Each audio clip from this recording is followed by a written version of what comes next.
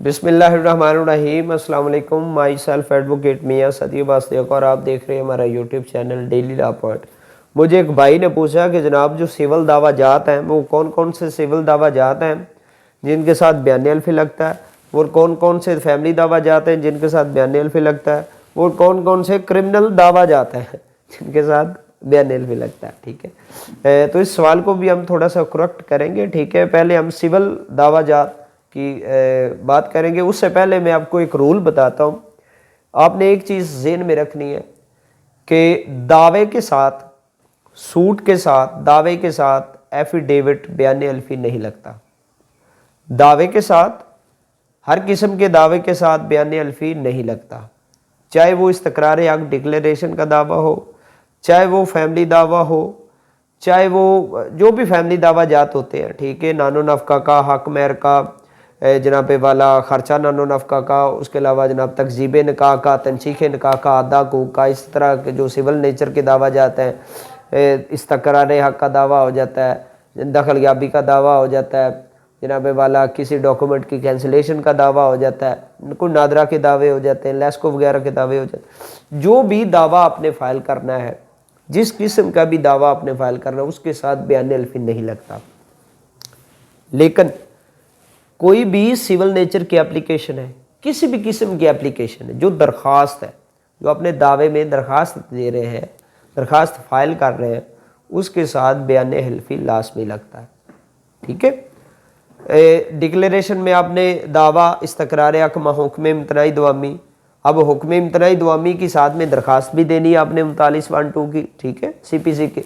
तो अब ये जो दरख्वास्त आएगी ना हुक्म इम्तनाई, इसकी तायीद के में बयान अल्फी आएगा, दावे के साथ नहीं आएगा। ठीक है, कोई भी स्टे मैटर की एप्लीकेशन है, कोई भी CPC के तहत किसी भी किस्म की एप्लीकेशन है, उसके साथ आपने बयान अल्फी लगाना, दावे के साथ नहीं लगाना। इस तरह फैमिली दावा जात है, हर किस्म के फैमिली दावे जात के आपने एफिडेविट नहीं लगाना। जो दरख्वास्त आप फाइल करेंगे उसके साथ आपने एफिडेविट लगाना है। ठीक है, अब आ जाए जनाब क्रिमिनल में। तो क्रिमिनल में दावा नहीं होता भाई, क्रिमिनल का के आपको चलान वगैरह होते हैं, FIR होती है। ठीक है, इसमें एप्लीकेशन होती है, सूट नहीं होता। ठीक है, दावा नहीं होता क्रिमिनल में। ठीक है, क्रिमिनल में हमारी तरफ से जो चीज़ें फाइल की जाती है निचले लेवल पर, वो एप्लीकेशन है, उसके अलावा जनाबे वाला इस्तगासा है। ठीक है, तो किसी भी किस्म के इस्तगासे के साथ, ठीक है, कोई बयान अल्फी नहीं लगता। जो एप्लीकेशन है, ठीक है, या जो दरख्वास्त जमानत कबल से गिरफ्तारी है, जो प्री टेस्ट बेल है, उसके साथ बयान अल्फी लगता है। जो पोस्ट टेस्ट बेल है ना, या बेल आफ्टर कन्विक्शन है, ठीक है, कि दरख्वास्त जमानत बाद से गिरफ्तारी या बाद सजा जो होती है, ठीक है, उसके साथ बयान अल्फी नहीं लगता। जो बंदा अंदर है ना, जेल के अंदर है, उसका बयान अल्फी भी नहीं लगेगा। ठीक है, जिस तरह की मर्जी वो एप्लीकेशन दे दे।